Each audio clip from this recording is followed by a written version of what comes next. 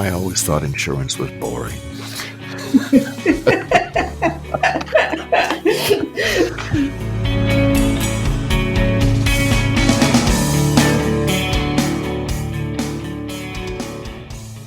Welcome, everyone, to the Industrial Security Podcast. My name is Nate Nelson, and I'm here with Andrew Ginter, the Vice President of Industrial Security at Waterfall Security Solutions. He's going to introduce the subject and the guest of our show today. Andrew, how are you? I'm very well. Thank you, Nate. Our guest today is Georgina Williams. She is a senior cyber underwriter at Murich RE, which, RE, I understand, is kind of short for reinsurance. Murich RE is, in my understanding, a company that sells insurance to other insurance companies. So, our topic is industrial cyber insurance. And this is something, a field that has been changing very quickly. And so this is a very timely update from an expert in the field. Actually, before we begin, Andrew, your description of her company is a little bit meta to me. You said insurance, not just for people, but insurance for insurance companies? So reinsurance really isn't our topic. Our topic is cyber insurance.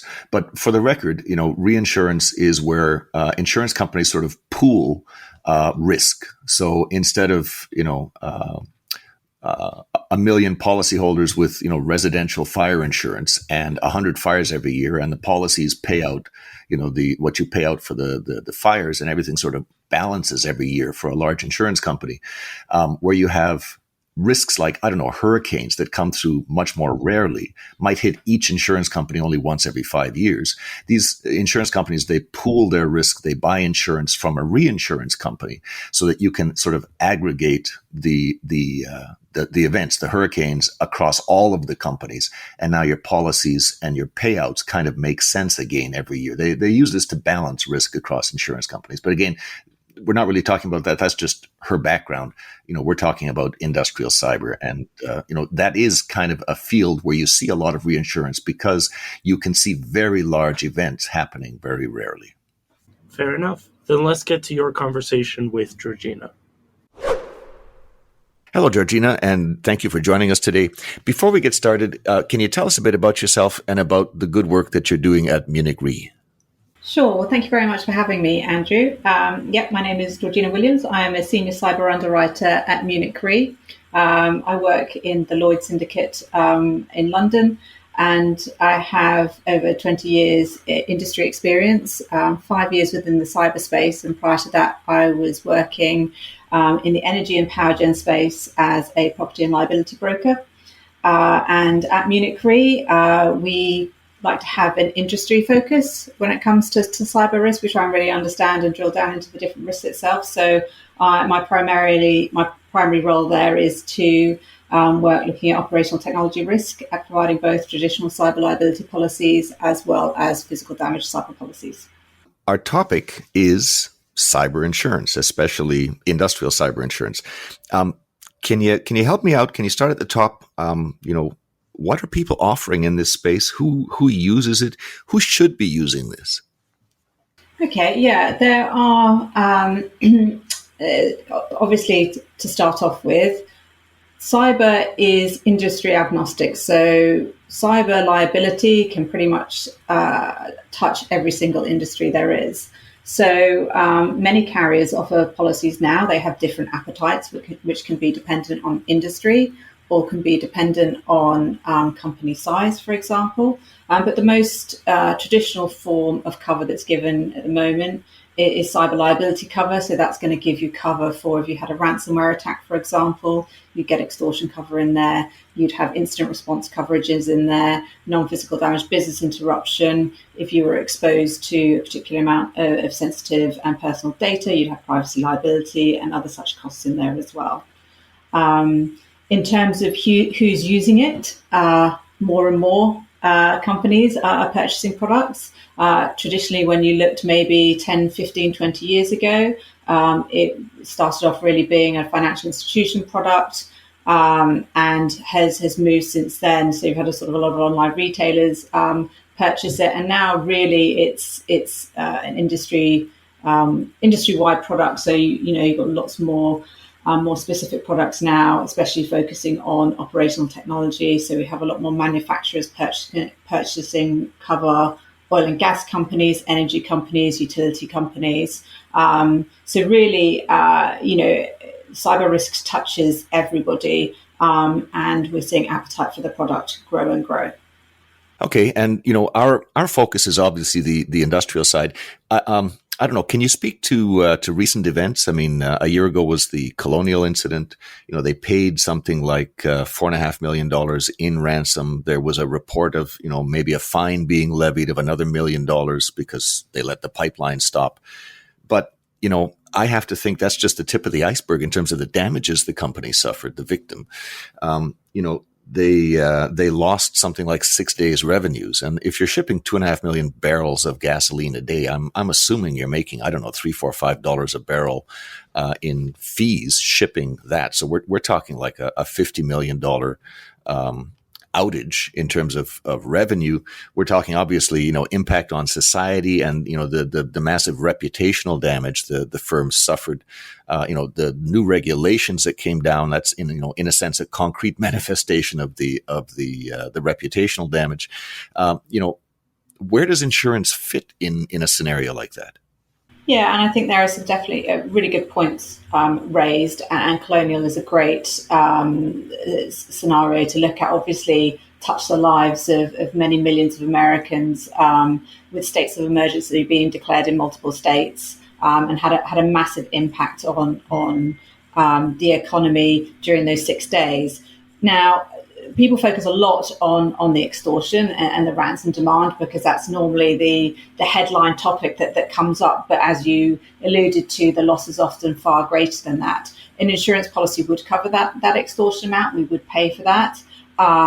Incident response costs are obviously a large part of that as well, especially when you're talking about operational technology and the potential consequences of that operational technology can have. You're going to want to take a lot of time going through those systems, making sure they're safe, making sure you can safely get them back up and running, that there's no evidence left of malware in there. So we cover all those costs, and actually it's worth mentioning that we do team up with specific incident response providers who are very versed in operational technology to make sure we're pairing the right incident response provider with the right client and the right industry set.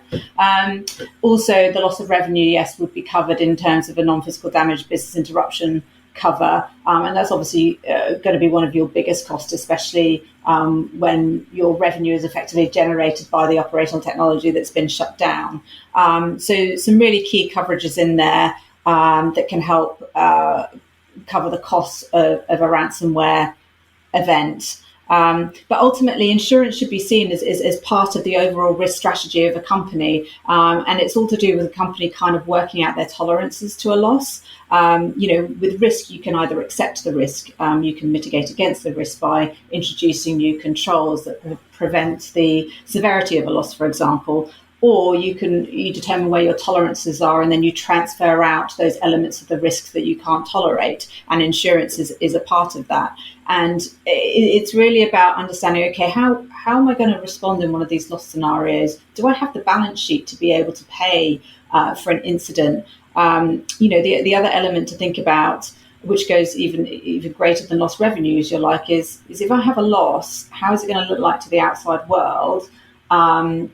You can respond to a loss in a very positive way. You can also respond to a loss in a very panicked way. And ultimately that can have an impact on your share price as well, which obviously has a significant effect on the company itself. So it's really thinking about insurance as part of an overall strategy on how you manage your risk. And it's quite commonplace, obviously, with lots of other risks that we talk about, physical damage risks, fire risks, operational risks, cyber being quite a new risk on the risk register, but we should start to think about, okay, how this is a very real risk. It happens to an awful lot of companies. Have I got the correct risk mitigation controls, transfer in place to be able to deal with the scenario like this? So I learned recently in talking with another cybersecurity company that the total cost to a business of a ransomware attack has been growing much faster than ransoms themselves. And now that seems counterintuitive because in years past, if you're following cybersecurity in the mid-2010s, ransomware attackers were often these lone people who might have asked for like $1,000 in Bitcoin sent to their wallet. Now you see these headlines with like $2.3 million in a request to a corporation. In fact, from 2019 to 2020, according to the data that I was looking at recently, the total cost to a business of a ransomware attack grew from 3.5 times the ransom demanded to 7 times the ransom demanded, so doubling in that sense. So either ransomware groups are getting better at extorting businesses, or we're just finding a lot more costs that derive from these attacks. And Georgina covered a lot of ground there. One of the things I took out of it was the importance of incident response. The insurance companies are providing this service, and I think it's especially valuable for the small and medium-sized operators that may not have a sophisticated response capability themselves. I'm reminded of, not in the cyberspace, in my own home, 10 years ago, the water heater blew out, and I had an inch of water all over the basement. What did I do? Well, one of the first things I did was call the insurance company because I knew I was going to file a claim, and they like to be notified early. And they said, just hang on. And less than an hour later, I had a team of people with equipment in my basement getting rid of this water. And, they did it fast. They did it efficiently. I did not have to tear out the entire basement. They were that good. Because, if you leave water sit in the basement for any length of time, you wind up with black mold in the walls. You have to rip all the drywall out. It's a nightmare. So, this incident response capability is something that, strikes me as very valuable in many circumstances. I think there is one other element that is also worth mentioning when it comes to insurance, and it's going back to the kind of incident response providers and the ransom negotiators. So those costs are covered as part of an insurance policy, but also very key because when you're faced with an attack, a ransomware attack, you want professionals who know exactly who the criminal group is that you're dealing with, what the likelihood is that they can negotiate the ransom down. Now, I heard of one recently that started at 2 million and went all the way down to 200,000. So, these professionals will know exactly how much they can get off. And then also it's about sort of the likelihood that the decryption key is going to work. So there was one report that came out about Colonial, which said that actually, whilst they paid the ransom, the decryption key was so slow, they actually restored from backup anyway. And again, you're going to want to know those quantums that, okay, if I can negotiate the ransom down to X, does it make it worthwhile for me to restore from backup? Or do I pay the ransom? So you want all that information, all those tools at your disposal to be making the right decisions in a loss scenario. What Georgina just said there reminded me of a conversation I had very recently with a ransomware negotiator. His name was Curtis Minder of GroupSense, if anybody's interested. And we were talking about the ins and outs of how he handles these negotiating down large sums. He actually told me that on multiple occasions he's saved clients almost like $10 million. So getting a ransom from like 12 million down to 2, or something crazy like that, or like 500,000 down to 5,000. It really depends on the kind of actor you're dealing with. Some of these groups are, for lack of a better term, institutions. So if you're dealing with, say, Revil or Conti, these large corporate structured style groups, then they know what they're doing, and maybe there's a little bit less room, although there's an understanding that there's going to be a negotiating down. If you're dealing with lone hackers who sort of just got access to a ransomware as a service software, then you're sort of dealing with amateurs, and maybe there's a lot more room to manipulate them. The one other thing that she said that struck a bell in my head is she said that these professionals will know exactly how much they can get the attackers down to. And in fact, according to Curtis, the person I spoke to, that isn't actually the case. What happens is more interesting. He and his client and the cyber insurance company have to all together sort of come to a consensus. They have to come to a business decision about what ransom can be paid, why it makes business sense, and whether to go further than that. So, for example, you might at the beginning of the process decide that The business can't necessarily pay $1 million, but they can pay $200,000 or $500,000. I'm not sure about the scale here. The negotiator then goes, talks with the hackers, tries to get that number, 500,000, 200,000, whatever it might be. And at that point, might either decide that they can go further, or because the client is happy and doesn't want to screw it up, or because the cyber insurance company is happy and puts a stop to it, the negotiation ends there. So there isn't really, even for the professionals, an exact science to it. It's more of an art, I get the sense. Yeah, and another factor that Georgina didn't mention, that you haven't mentioned, but I know comes into play sometimes. Some of these ransomware groups, these criminal groups, are in fact sanctioned because they are funneling some of their profits to terrorism or, other places that the government says you're not allowed to send money there. And if a business pays one of these sanctioned groups, the fine for paying the group could be as high as $20 million in, depending on the jurisdiction. This is the U.S. law that I'm familiar with. So that was a lot to cover there. I missed in the middle. I know we talked about lost revenue. Does cyber insurance, do these policies, normally or optionally cover lost revenue, and how do you measure that? So it's normally measured on a loss of gross profits basis. That would be the most commonplace calculation that you see predominantly in most cyber policies. That can change, and we know obviously for a lot of OT companies, especially, for example, energy companies, when you're talking in the power gen space, they do have different business interruption calculations, for example, that they might use on their property policies. And one, at Murich RE, when we're certainly giving the physical damage cover that we give, we like to kind of mirror what the clients have already calculated that they cover within their physical damage policies, because ultimately they're just covering the same exposure, but for a different peril.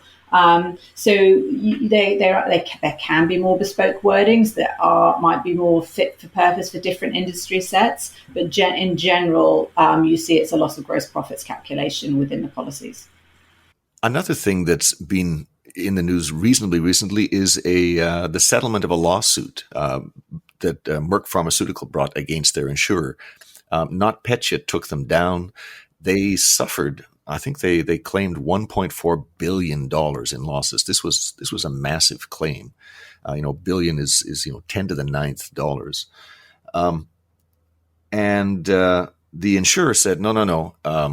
Your general damages policy does not cover nation-state acts. 4 governments flagged the Russian government as being behind NotPetra.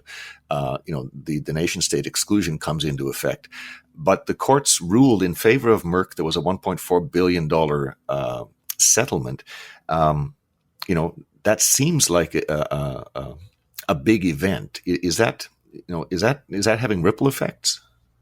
Definitely. NotPetra was a huge event, as we know, and it did definitely have knock-on effects to property insurance policies and also cyber insurance policies. So the Merck Pharmaceutical policy that you're talking about there was, like you said, it was an all-risk property policy that had some cyber coverage baked in. Now, the ruling that came out of New Jersey was that the war clause effectively was not applicable. So I think the judge concluded that the insured could not have expected to assume that this clause would have excluded physical damage caused by NotPetra, and that the NotPetra was not automatically recognised as an act of war or the damage from that event. So the ruling was that insureds should pay out. Now, this has had a huge impact, and certainly there's been a lot of work done, particularly within the London market, to establish the exact cyber exposure. With a lot of these all-risk policies, they had what was kind of known as silent cyber in there, because an all-risk policy effectively covers every peril unless it is excluded. So they had there was an awful lot of potential silent aggregation of cyber within the property market, and the PRA which is kind of the regulator that regulates the London market, came out and said, this was in 2020, came out and said, right, if you're going to write cyber insurance, you must either affirm that cover or exclude that cover. We can no longer have any silent cyber within the policy. So it's a big turning point within the London market. And that has meant that actually many property insurers have turned around and invoked new clauses which actually exclude cyber cover, or certainly cyber attack cover, from many of their policies. Significant in many ways, whilst it helps manage the aggregation of that risk, it has left many insureds with a hole. So one thing I would urge companies to do, that if they think they did have that cover within their property policies, is maybe to go and recheck that. The cyber market is providing that cover. There is a slight different status in the size of the markets. The property insurance market can offer multi-billion-dollar limits. The cyber market, I would say, at the moment can offer maybe up to 300 million, as it's relatively new and still growing. But there definitely has been a shift there, I think, within risk appetite. And one must remember as well, you look at the way technology has changed over the past 10, 20 years, that risk profile has also changed significantly. So many of those property insurers are taking the view to take it out of their property insurance and place it in a different sector of the market, which can better cater for it. So, Nate, that's a huge change. I mean, real short, what I heard was that in the past, you could have a general damages policy that says, if you suffer any loss, we will pay it back with exclusions for, flood coverage or whatever. But now the rule is you cannot include cyber in a general policy like that, at least not for some insurers, especially insurers that are governed by the regulator in the London markets. With those kinds of insurers, every general damages policy has to have a cyber exclusion. And, there are standard, I understand from other people I talk to that there are standard cyber exclusions out there in the marketplace that are in widespread use. So if you want cyber coverage, there's a good chance that you have to get it separately. And so, if you kind of knew in the past that you had cyber coverage in your general damages policy, you may not have it anymore. And this is something important to check on. And where a general damages policy for a large organization might give billions of dollars in coverage, you might not be able to get that anymore from your insurer, depending on, the regulation, depending on the rules. At least not for damage to equipment. You might still be able to get that kind of coverage for other kinds of damages. But, the bottom line is this stuff is changing. It's important to check your policy and, see what you're really covered for. Do you think that not including cyber in general damage policies is a good thing, that it makes sense? I don't know, good thing or bad thing. It is the way the world is. I mean, to me, if the insurance companies are saying the risk is too great, we need this called out separately. We need the risk, this particular risk, industrial cyber, managed separately. It's really important for policyholders to understand that that's changed. I mean, I talked to a lot of policyholders in the past who said, cybersecurity, I don't need to do industrial cybersecurity. I have insurance. I'm covered. Thanks. Next. And that looks like it's no longer the case. And as you'll see later in the episode, it's even more complicated than that. Even if you have cyber insurance, there's an expectation of cybersecurity. So the whole landscape is changing here. It kind of reminds me of actually insurance as it applies to, I've been traveling recently, and now if you want to get on a flight, but you get COVID and you have to cancel, not every travel insurance covers that, because coronavirus is now considered a generally understood thing that you can avoid. It's sort of become normalized. And maybe cyber is similar in that regard, because I can't remember the last time I saw the stats, but haven't most businesses, or 33% of businesses by now, been hit with ransomware already? So it's just one of those things that's too proliferate and too well understood for insurance companies to reasonably keep up with. Yeah, and I think that is the bottom line here. In a risk environment that changes, monthly or every 6 months, as we saw with COVID in the pandemic, as we're seeing with ransomware in the cyberspace, when there's that much rapid change in the environment, you have to expect the insurance response to that change to adapt very quickly as well. So it's very important for people to stay on top of their insurance policies and understand what they have and what they don't, so they're not taking risks that they didn't realize they were taking on themselves. Cyber attacks with physical consequences more than doubled in 2021. For industrial victims, the most common consequences were production outages at multiple sites. Most of the attacks were ransomware. And 2021 saw the first cloud-based ransomware attack. That attack compromised 1,500 businesses in the space of 45 minutes. These and other insights are included in a new threat report, co-authored by Waterfall Security Solutions and the new ICS Strive Industrial Incident Repository. For your copy of the report, please visit icsstrive.com. That's ICSSTRIVE.com. It sounds like things are getting more complicated. I mean, I'm not an expert on insurance. I naively assume that if you have a general damages policy or a general liability policy in case someone sues you, that you're covered for pretty much everything. If you're not covered for cyber anymore and you need a separate cyber policy, is there such a thing as a standard cyber damages or cyber liability policy, or is it different for a power plant and a pipeline and a hospital and a bank? Yes and no, I would say. Yes, I would say there are standard cyber policies out there.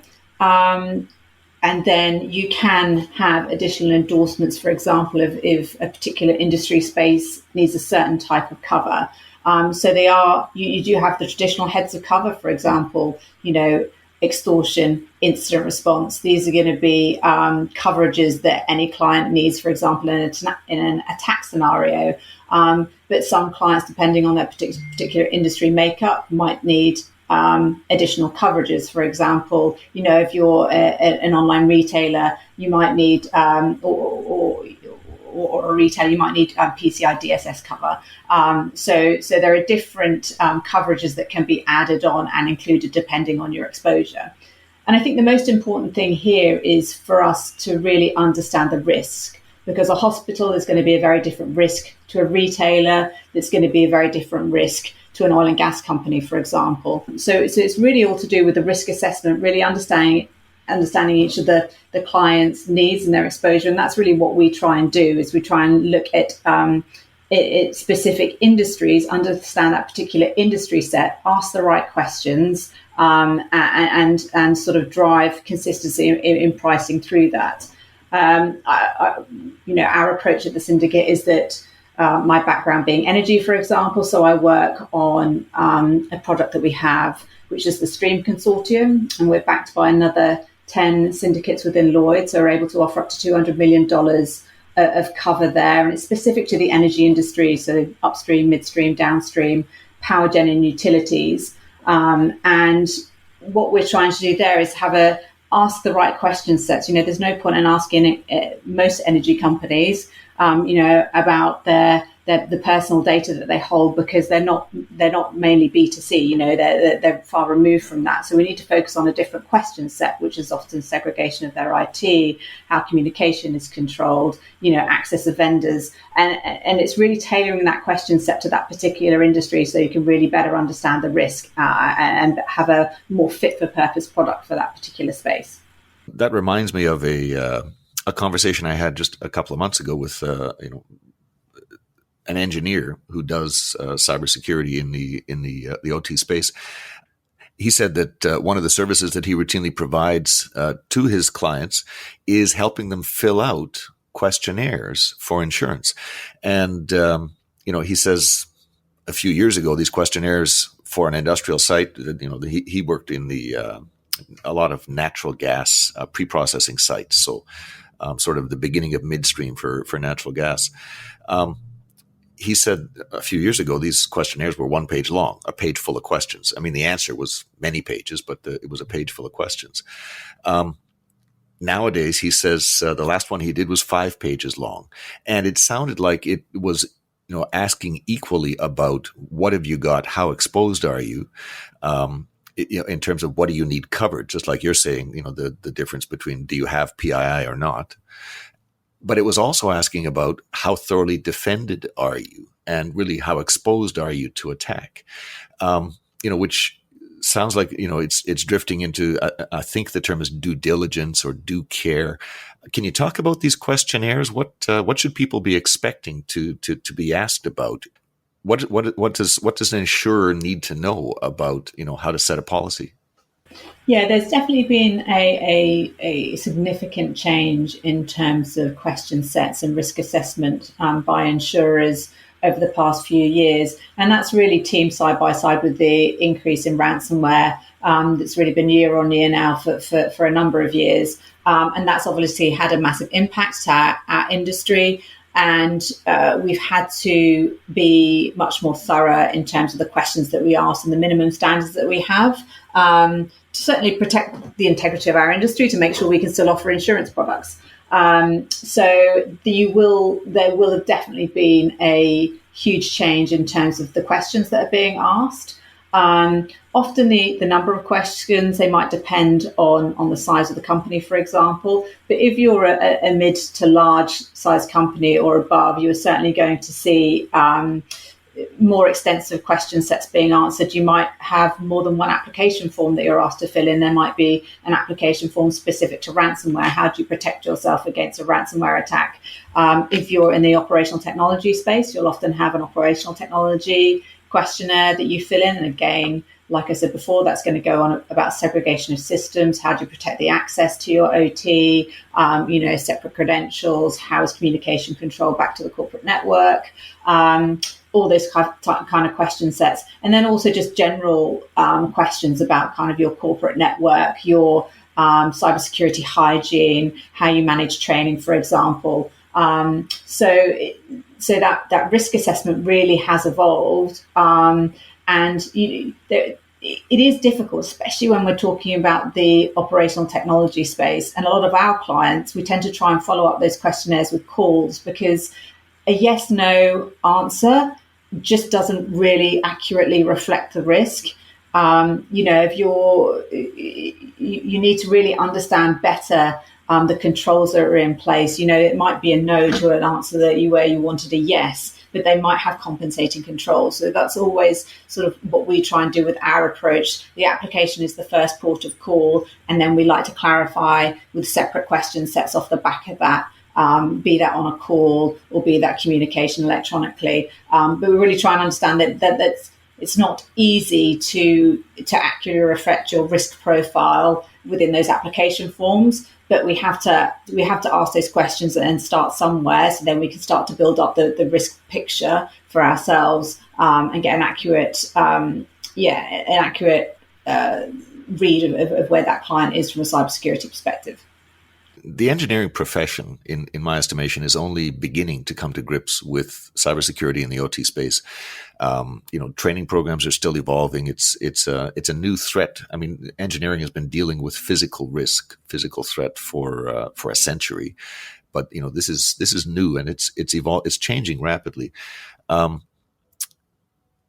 If you ask a question, what questions do you ask? I mean, in the OT space, things like patch management can be very expensive and, deliver, less value than you might imagine.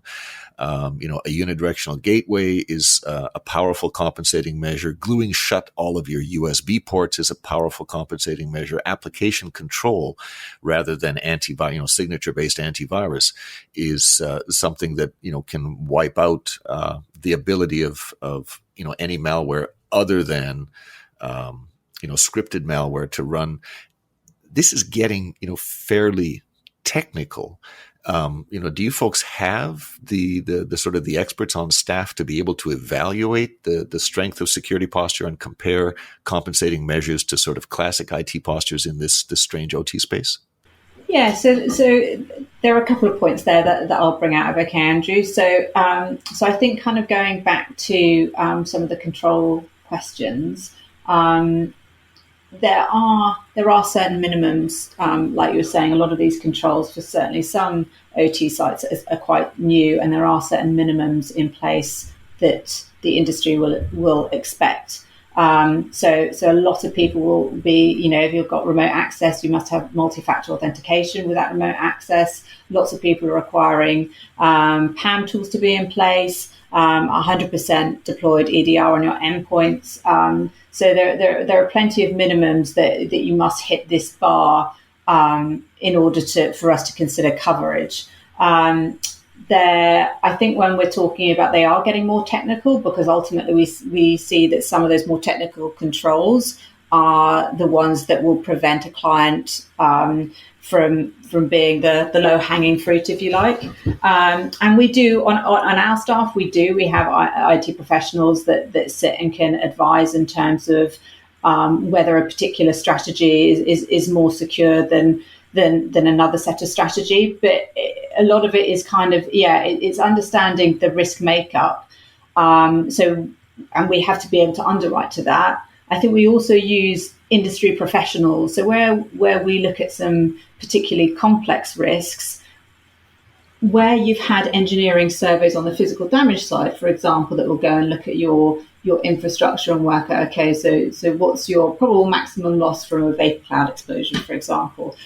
We look to employ the same on the cyber side and send in industry professionals who can go on site or remotely and help a client understand their maturity, where it's next best to spend their dollar, whether that's risk transfer through insurance, whether that's risk mitigation through introducing new controls, and really to help them understand their maturity and the next steps that they need to make their systems more secure, and ultimately hopefully take them out of that low-hanging fruit bracket, so that they're not kind of an easy target for attackers. One thing that occurs to me as we talk about all this, other kinds of insurance are relatively standardized, right? A certain number of fires tends to happen every year, I imagine, and floods. Maybe with global warming, those numbers are getting a little bit less predictable, but generally speaking, insurance companies know what to expect. Cyber, on the other hand, isn't particularly consistent. It's constantly evolving, constantly changing, and then every so often you have this major event that throws everything out of whack. So I would wonder how cyber insurance companies respond when the threat landscape changes because of something like SolarWinds, or because of some massive vulnerability like Log4j. I think it's more complicated even than that. Georgina mentioned the risk of an explosion in a refinery. This would be a big payout. This would be a big event. How many explosions in refineries have there been because of cyber attacks? None.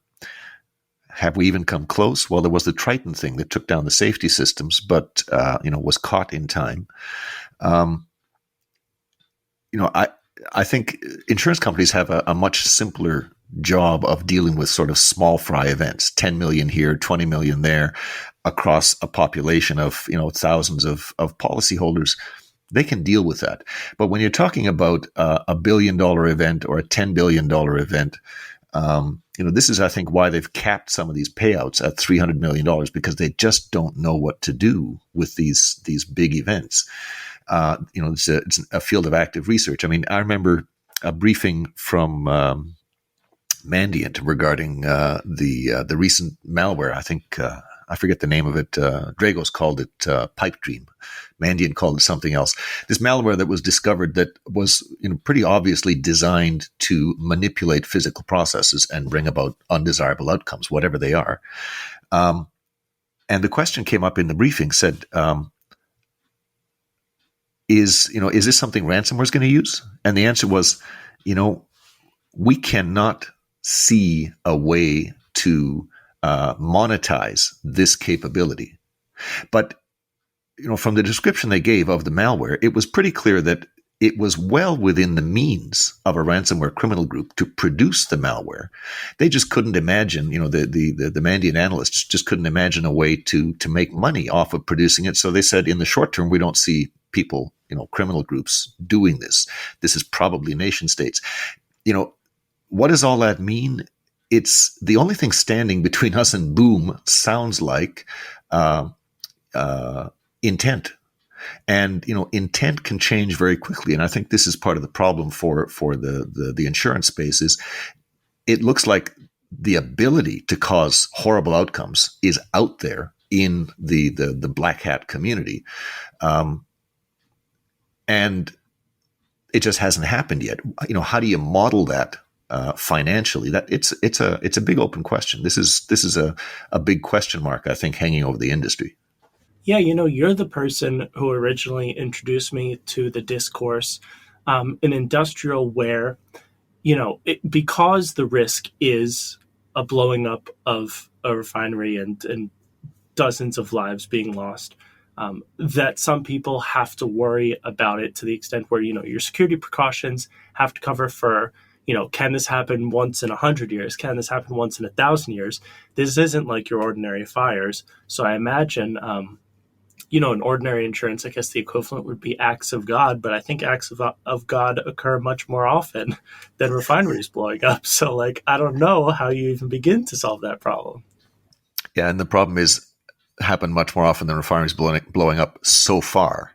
And so, this is why, in a sense, I think this is why the reinsurance companies, Berlin Re, are taking the lead on this investigation, because these events happen comparatively rarely. And so this is sort of the domain of my understanding of reinsurance. This is why we're talking to Georgina. So they're the experts in this field. But yeah, it's a big question mark. I've been talking to a fair number of engineers lately about cybersecurity.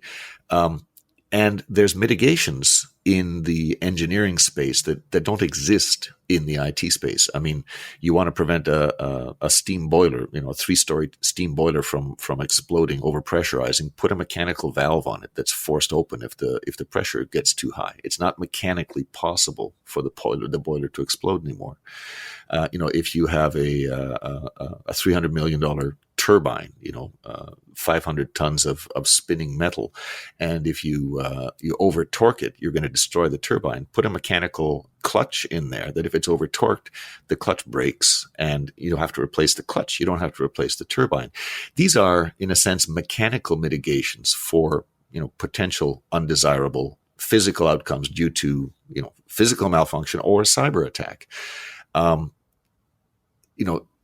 Do you have engineers on staff as well to evaluate what really is the cyber risk, as well as, IT gurus who are going to talk about, the engineers really are focused on what is possible, what consequences are possible, versus the cyber people who are experts on how might those consequences be brought about through a cyber attack?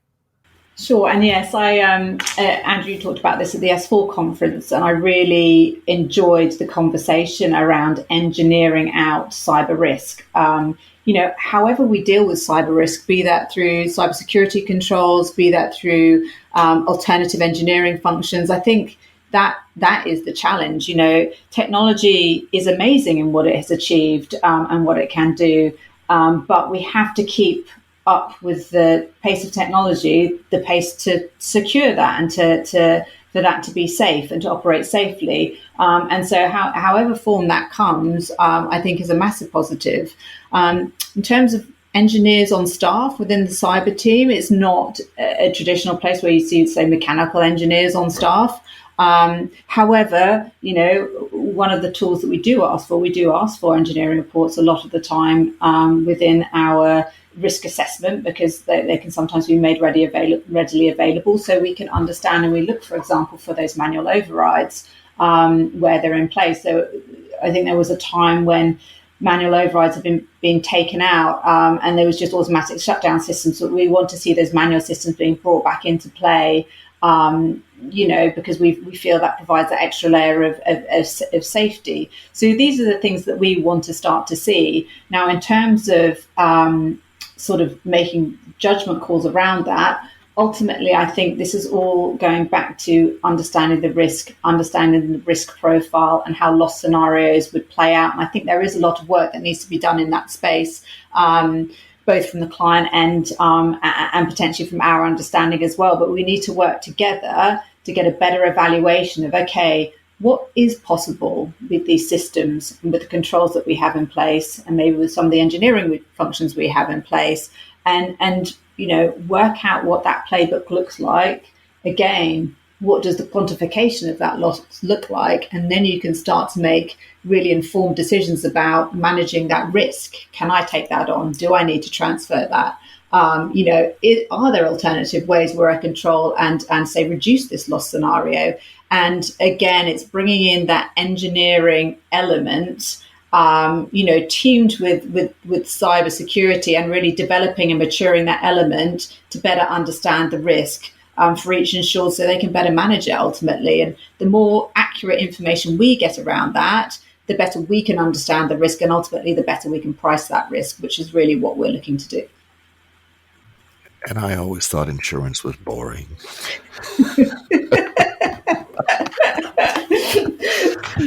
Maybe not the most exciting industry, but yeah, it keeps us busy. Well, this has been great. Thank you, Georgina. Before I let you go, is there a thought you'd like to leave with our listeners? Yeah, first of all, thank you very much for the opportunity for having me on. It's been great to talk about this topic. I think, sort of as a final note, cyber risk is something, as I said, that touches pretty much every organisation and is firmly on the risk register, for most.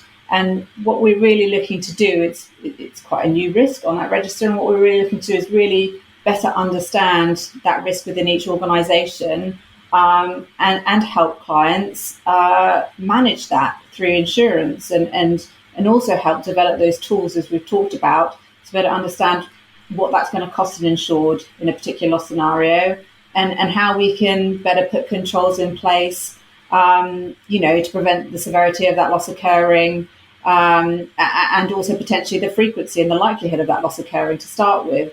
So really, I think, from our perspective, we really want to understand each individual insured's risks and make sure we're giving them the correct cover for that risk, the correct limit for that risk.